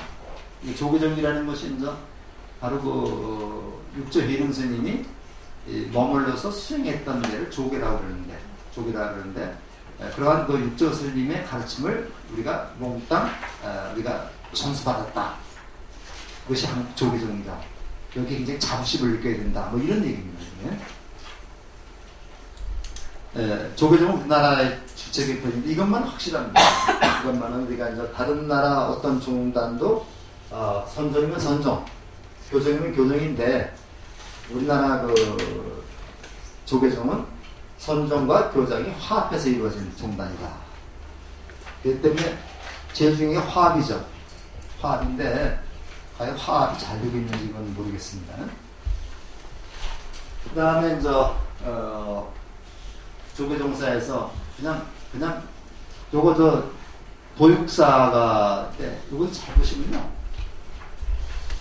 예, 한국 불교사 자체가 조계종사라고 해서 그건 이제 대학 가면 불교사를 또 배웁니다. 거기 보면은 우리나라의 종조를 도육사라고 갖고 충천조를 진울 보육사라고 갖고 중흥조를 보육사라고 갖다. 그럼 중천조하고 중흥조가 뭐가 다르냐? 천자는 드러낸 천자입니다. 그래서 사실은 중천자하고 중흥조는 글자만 다를 뿐 뜻은 똑같은 얘기입니다. 뜻은 똑같은 얘기인데 지금 저희 한국 불교의 종조가 누구냐에 따라 논란이 많아요. 그래서 성천 스님을 중심으로 한 해사 계열에서는 한국 불교의 종조를 보호스님으로 보고 있습니다. 태고종에서도 보호스님으로 보고 있습니다. 그런데 성광사를 중심으로 한 그러한 종단에서는 보조국사 진우를 종조로 보고 있어요. 이게 서로 화합적으로 타협이 안 되니까 그냥 그 위에 신라 말의 도육사를 종조로 하면서 요 두 분들을 중흥조라고 그랬는데 한 사람은 중천조라는 말을 쓰고 한 사람은 중흥조라는 말을 썼고요. 그냥 적당히 얽어버린 겁니다. 얽어버리고 양양에 가면 진전사라고 있어요. 이거 어디 보면 되냐면요. 7번국도 지금 곧 들어가 있는데 7번국도로 쭉 따라가다 보면은 옛날에 강릉 비행장이 있던 데가 있습니다. 강릉 비행장이 있는데 거기서 좌회전을 해서 쭉 가다 보면 이제 진선사라는 절이 나오는데 여기가 이제 우리 도율국사가 수행했던 곳이고 한국 조계종의 뿌리라고 이렇게 얘기를 합니다. 그래서 거기 가보면 도율국사의 부도도 있고 그래요. 우리 이론 스님 모시고 가면 꼭 잘하는 사람들 많습니다. 그래서 저도 이론 스님하고 같이 가봤어요. 나는 거기 돌아가신 오연 스님도 그렇고 그런데 그 계열이거든요. 곡차도 한 잔씩 하시고 그러시는 분들이 많습니다. 자, 종지. 우리 조계종에서 어떤 것을 종지로 내세우느냐. 여기 이제 학교를 치면 교훈이죠. 교훈인데 같이 한번 읽어볼까요? 네, 석가세전에 자각 다 각행 원만한 근본고리를 봉치하며 직지인신 견성성불 정법투생의 종지로 한다. 종원 제2절 나. 이것이 한국 조계종의 종지입니다. 지향하는 게 가장 핵심이라는 얘기죠. 근데 너무 어렵죠, 말이? 말이 어렵죠? 쉽게 얘기하면 내가 깨닫고, 그렇죠? 잠깐 내가 깨닫고 남을 깨닫고, 그 다음에 그것이 그러한 깨달음과 실천이 두루두루 원만하게 이루어져야 된다. 이거 뭐예요?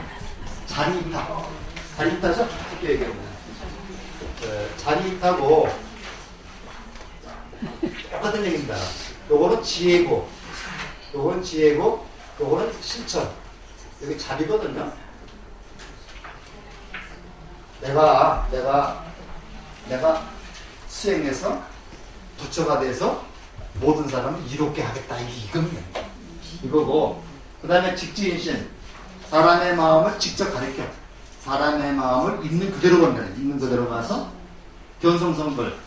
자기의 본성을 올바로 살펴서 부처가 되고. 그 다음에 법을 전해서 중생을 제도한다. 똑같은 얘기죠. 자리이타입니다. 이것도 좀 어렵게 써놨는데 내가 부처가 되고 내가 부처를 주는 부처가 되고 남을 중생을 부처가 되도록 이끄는 것. 이것이 이제 한국 불교의 그 목표다. 네, 그렇게 되고 있죠? 네. 이 견성이라고 하는 말이 있는데 우리가 본성을 본다는 얘기인데 우리가 뭘 그러냐면요. 우리의 그 본성이라는 게 실제로 있다고 그래요? 있다고 그래요?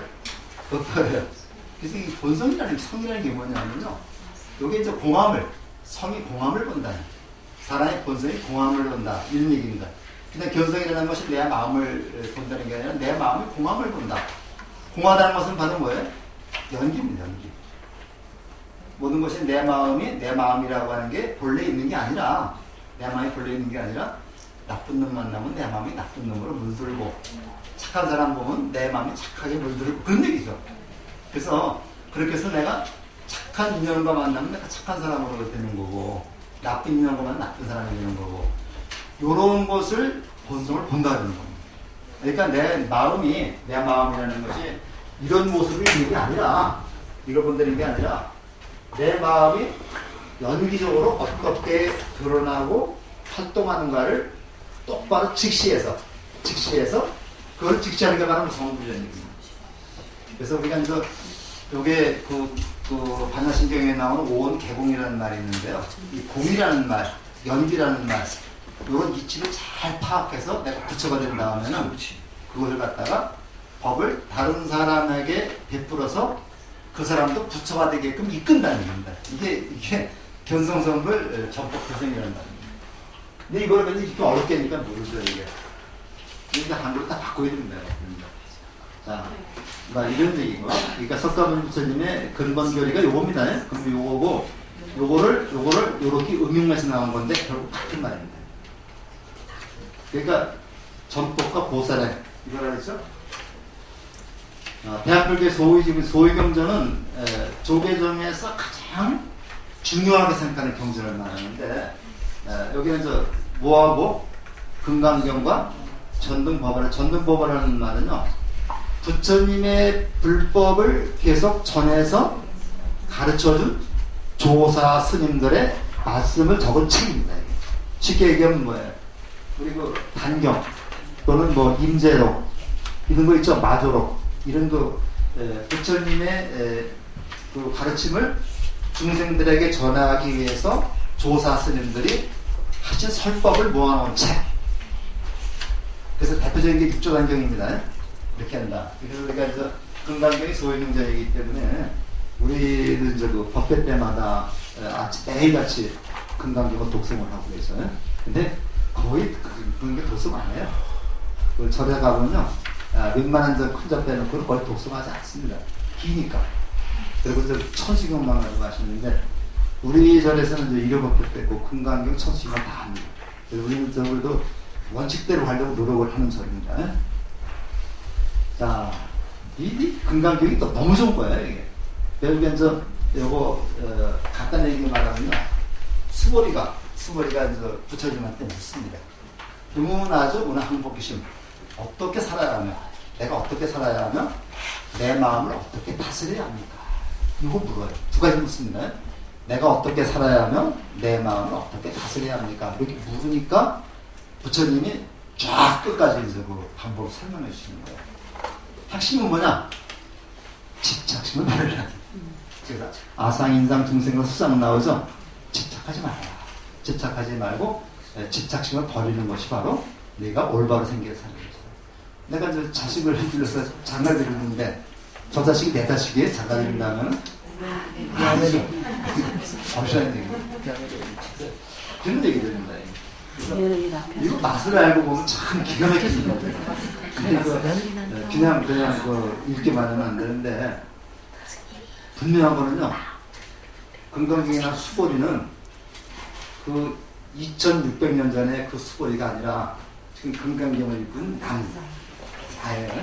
그러니까 부처님이 나한테 이렇게 살라고 얘기해 주는 것이 수보리가 죽었는데 무슨 소용이 있어요. 그러니까 항상 경전읽을 때는 부처님이 그 제자들한테 그 말씀하시는데 그 제자가 바로 나다. 나를 대입해서 내가 이렇게 살아야 돼 다시 가는 게 바로 경전입니다. 그 다음에 그냥 쭉 보시면 요거 조계사죠? 조계사죠 이거요? 네. 여기 있고 여기 있고 요 뒤에 총문이 있습니다. 자 여기 넘어가시고요. 이게 이제 총무원 여기 이제 뭐 있고 그래요. 자, 이게 이게 마곡사 근처에 있는 한국 불교문화연수원, 그냥 문화연수원이라고 했고 뭐 있습니다. 종립학교가 이제 중앙성원대 동국대학교가 있고 뭐 있다.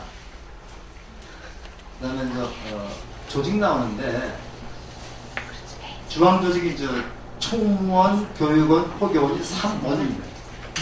3원인데 우리 불교는 총무원 중심으로 되어 있습니다. 그래서 그 종종 스님이 있지만 종종 스님은 그냥 명목상의 지도자일 뿐입니다. 그래서 굳이 비교하자면 내각 책임자가 총무원장이 막강으로 다 가지고 있어요. 전사자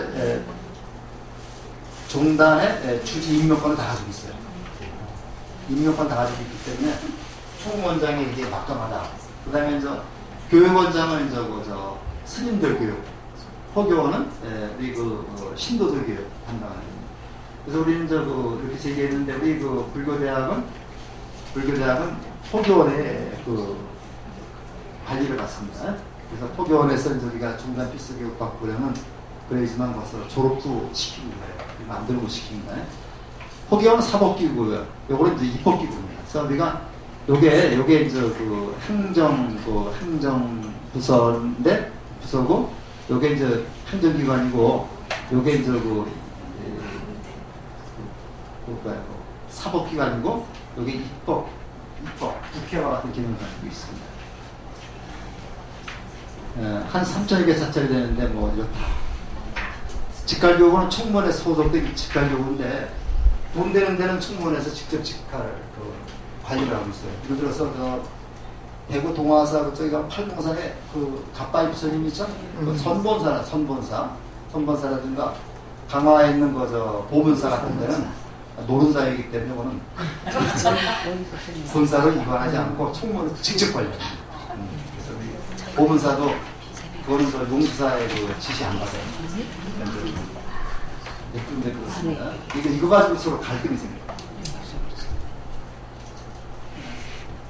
그 다음에 불자, 우리가 불자 쓸 때 이렇게 아들 자자 쓰는데 이 아들 자자 쓰는 의미는 부처님이 아들이라는 얘기죠. 그러니까 부처님 법을 계승했다는 얘기죠. 그 다음에 거사, 보살 나오는데 이 거사는 불교적인 그런 의미고 처사를 쓰는 처사는 유교적인 그런 이름으로 알고 있기 때문에 사실은 우리가 이제 거사 써야 되는데 일부 스님들은 굳이 처사라는 말을 많이 쓰더라고요. 거사가 올바른 일행입니다. 거사 정식입니까? 예? 처사가 아니고 거사. 예, 처사는 그 숨어 사는 그런 분들. 그래서 저 처사, 은인 처사해가지고 그치 그게 지금 잘못된 건데 인도에서도 유마거사를 유마거사, 그다음에 중국에도 방거사, 우리나라는 부설거사, 전부 다 거사들이니까 거사들이 더 확실하게 좋은 일이에요. 네, 거사님, 네, 처사님 하지 마세요. 이거는. 저희 처사님도 있어요. 그래서 어떤 선생님들이 처사를 많이 쓰는데 그 중국에 가보면요 세상을 버리고 숨어 사는 분들은 처사예요. 중림 처사라는 그 다음에 이제 우리는 그 보살님들을 여자신들을 보통 보살님이라고 그러는데 굉장히 좋은 이름이죠. 자, 신동 3개하고 5개 숫자하고 그러는데 우리가 저 졸업 때 3개하고 5개를 받고 그 다음에 법명을 받습니다. 법명을 받으면 정식으로 둘째가 되는 거고 신도증을 또 받게 되는 거죠. 그래서 아마 수료할 때는 3개하고 5개하고 그 다음에 법명을 받고 그 다음에 신도증까지 만들어줍니다. 신도증만 가져다니면 절에 네 번만 가면 본전 뽑아요. 자, 이거는 저기에서 포교원에서 신의 혁신이라는 게 뭐야, 혁신? 바꾸는데 앞에 것을 깨부시고 바꾸는 게 아니라 앞에 것을 받아들여서 새로운 것을 앞 사람의 좋은 점을 계승하고 새로운 점을 바꿔서 거의 바꾸자면 확 바꾸자면 이게 혁신이죠. 그래서 중생의 삶을 국대의 삶으로 바꾸자. 그래가지고 이걸 신의 혁신 운동이라 해가지고 포교원에서 이걸 그래서 내세운 그 슬로건이 북따로 살자라는 슬로건을 내세워가지고 보다 구체적으로 삶을 지혜롭게 마음을 자비롭게 세상을 편안하게 이렇게 얘기를 합니다. 요거 지금 총무장 스님이고요. 요거는 총무부장 스님인데 이름은 제가 모르겠고 요거는 당시 총무국장 그래서 지금 원천 스님이라고 하는 분입니다. 지금 총무국장 아닙니다. 그래서 총무원장이 있고요. 총무원장이 있고 그 밑에 총무부장이 있습니다. 그 밑에 총무국장이 있어요. 그래서 우리가 주로 이 포교사라들이라든가 신도들은 총무국장이 많이 키우고 있습니다. 총무원장, 총무부장, 총무국장, 부장이 더 높습니다. 그 다음에 이건 먼저 북따로 살자 운동을 내야 쭉 나오는데 그거는 교재에 나오겁니다. 참고해 주시고요.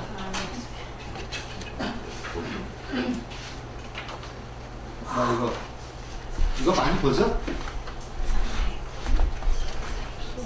자, 이렇게 하고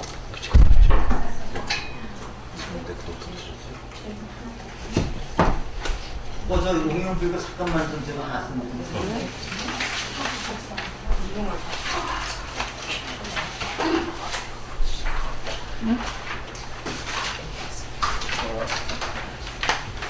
여기 제가 응용불교 여행이면요. 이거 이기영 박사님이 이제 한국불교를 과학적으로 체계화시키는 그런 대표적인 분이고요. 그분이 이제 군대에서 군대학에서 불교학을 가르치면서 우리나라 큰 스님들이 거의 그분의 제자들입니다. 그분이 이제 불교 연구회를 만들어가지고 한국불교연구원을 만들어가지고 한국불교를 대중화시키는데 굉장히 큰 역할을 하시다가 그냥 세미나 도중에 돌아가셨습니다. 이기영 박사. 원래는 천주교인이었었죠. 근데 이제 그분의 가장 믿음직한 제자를 정병조 교수라고. 좀 들어보셨어요? 정병조 교수라고 이제 그분이 옛날에 BBS 침해 생길 적에 무명을 밝히고 그 진행에다가 학자들이 했어요. 정병조 교수 같은 사람을 계속 매스컴에 하는 건 잘못이다. 저는 공부하게 돼야 된다 그래서 무명을 밝히고 하다가 이제 학교로 다시 돌아갔습니다. 근데 그 학자들이 매스컴을 타기 시작하면 그 사람 버립니다. 그래가지고 이제 그분이 동국대 부총장도 하시고 그 다음에 지금 아마 건강대학교 총장이거든요. 연세가 나보다 2살이가 많아요. 근데 그렇게 돼서 저도 이분한테 몇 번 특권을 들었었는데 그분이 응용불교 한번 강의하시는 걸 들었어요. 그래서 저도 응용불교가 뭔지 몰랐는데 그분이 응용불교가 너무나 지금 마음에 와닿는 데가 많아가지고 그분이 했던 글을 가지고 있는데 내가 어디인지 찾지 못했어요. 그래서 인터넷 뒤지다 보니까 임기현 교수라고 그분이 응용불교 이렇게 써놓은 게 있어가지고 조금 도둑질 나왔습니다. 도둑질 나왔는데 거기 주는 제가 붙인 겁니다. 근데 두 번째 단락을 좀 보세요. 흔히 종교는 정서적 위안이나 안정을 제공하는 본래적 기능과 함께 사회 문제에 반영하고 해결책을 제시하는 사회적 기능을 가지게 된다. 이런 면에서 응용불교학은 종교의 사회적 기능에 더 가깝다고 볼 수 있으며 사회적 측면에서 불교라는 사상을 현실사회에 구현해내는 역할을 담당하는 실천적 학문책입니다. 따라서 본고에서는 오늘날 사회에서 응용불교학이 필요한 이유와 그 중요성 및 의의에 대해 살펴보고자 한다. 내가 우선 쭉 이제 가다 보면 오늘날의 사회 현실 과거에 비해 그 규모나 변화 속에서 면에서 상상을 초월하고 있다. 미래학자인 멜빈 토플러의 말을 굳이 빌리지 않더라도 이미 현 세계가 아놈이나 히키코모리와 같은 부정적 병폐이 나타나고 있다. 그래서 아모리하고 히키코모리는 요 뒤에 제가 줄을 달아놨습니다. 이것이 읽어보시면은 우리가 지금 처해 있는 현실이 얼마나 심각한가를 알 수가 있죠. 그래서 이제 조금 또 가다 보면요. 어떤 얘기가 나오냐면은,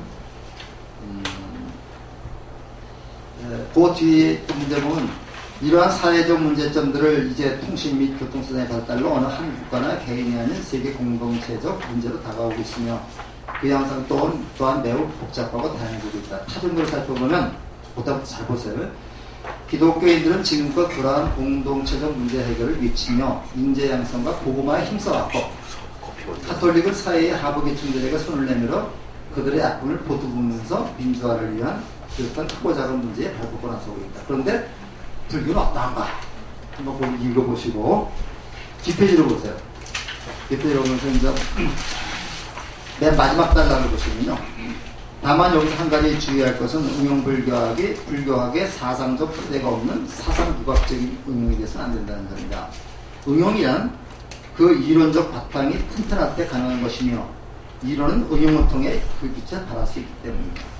불교 응용학은 순수 불교학의 튼튼한 이론적 바탕 위에서 불교와 사회를 연결시켜주는 통로와 같은 역할을 할 것이며 불교가 다만 이론이 아닌 실천적 가르침으로 사회 속에 뿌리내릴 수 있게 하여 살아있는 사상이자 종교로서의 임무를 다하게 하는 중요한 역할을 할 것이다. 그래서 우리가 한국 설교가 지금 761만 명이라는 신도 숫자였다가 대신교보다 지금 신도 숫자가 적습니다. 그런데 우리가 신도 숫자 많고 적고 문제는 사실은 아니지만은 우리 한국 불교가 어떻게 해왔나? 간혹 보면 바포 목사라는 사람인데 바포 주는 목사들 있죠. 근데 우리는 그런 사람들 보고 비웃었어요. 근데 사실 우리가 그렇게 나서야 됩니다. 이게 자비행위고 실천행위죠. 이게 보살행위입니다. 그래서 우리 한국 불교가 지금 보다 중생들과 가까이 할 수 있는 다가가는 게 필요한데 그러기 위해서는 뭐가 돼야 돼요? 우리 불교인들의 기초적인 자세가 제대로 돼 있어야 된다. 그러기 위해서 우리가 불교를 공부하는 겁니다. 그렇게 좀 해서 제 말씀을 좀 마치기로 하고요. 우리 딱 가정님 말씀하시죠? 뭐. 구현의 공품. 그거는 가정님 말씀하십니다. 저기 지금 우리 스님이 반야신경 강의를 하시는데 10월 2, 3일 날은 스님이 4등상 그걸 못 하시겠다 그래서 대학반입니다. 월화. 그래가지고 제가 보현의 목품이라고 해서 이거는 화엄경에 있는 보현의 목품인데 우리 지난 시간인가 보현의 목품 한 나온 적이 있었죠. 그래서 그거를 2시간 동안 특강을 하려고 그러는데 시간 되시는 분들은 아주 좀 보시고 보현의 목품은 우리가 진짜가 어떻게 살아야 되는가 하는 것을 나타내요. 그리고 지난 겨울에 사경반을 좀 했었는데요. 올해도 아마 대학관에서 그 사경반을 좀 여름에 했으면 좋겠다라고 하는 그런 그 의견들이 있는 거예요. 그래서 제가 요 보현행문품 한글 사경이 있습니다. 그래서 그래서 한글로 하는데 글씨가 좀 작아요. 3번 쓰는데 일주일에 한 번 해서 한 뭐 5시간, 6시간밖에 못할 것 같아요. 그래서 한번 이렇게 그 사경 시간 되시는 분 사경 하시는 그 보현행품도 같이 공부를 하면서 그걸 한번 직접 그 볼펜을 써보면 됩니다. 써보는데 이 책값만 좀 하나 사면 됩니다. 4,000원입니다. 그 책을 좀 한 권씩 사서 이렇게 하시면은 모르겠습니다. 가서 좀 지금 계획은 그 여름방학 때 사경반을 잠깐 운영하려고 생각하고 있는데 그때 작정이 되면은 그렇게 말씀드리고 제 말씀은 요거를 다 끝내는 것 같습니다. 그것 틀어놓고